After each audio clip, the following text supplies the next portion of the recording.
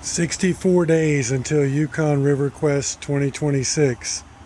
What we're doing today is this is the 23-0 Onyx 270 degree awning on the right side. If you're at the back of your vehicle, the right side is from the back, so it's going to be on the passenger side. This is a 270 degree awning, so it's going to attach somewhere on the back of the truck. It's going to have a triangle here, pull out here, and it's just going to unfold all the way around. Basically going to cover the back and the side of the truck. So this is going to be covered, and then all the way around the passenger side.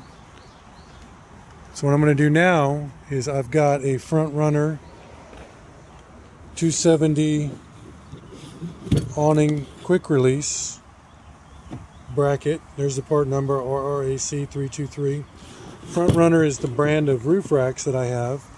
So I've got a cab rack and what's called a canopy rack, because the RSI Smart Cap is called a canopy. I've just lightly put these on here. This one may come out to right here. I might mount it right here and then mount this one in the back. I just got to see how long the canopy is. And then this is the quick release. Excuse my photography today, my videoing.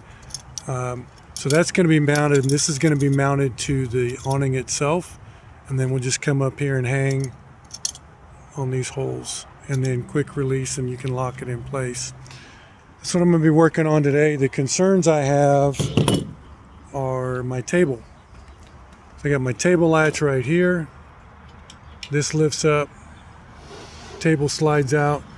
When the awning is mounted, I want to make sure that I can get my table out. It's not going to be hanging down from the awning. That's my biggest concern. And that it doesn't jack with my antenna. This is a Front Runner antenna, and it can fold down in several different degrees, and on the other side. I've got a 180 degree awning coming for the other side, the driver's side, and that'll just do one side, not the back. So that's what we're working on today.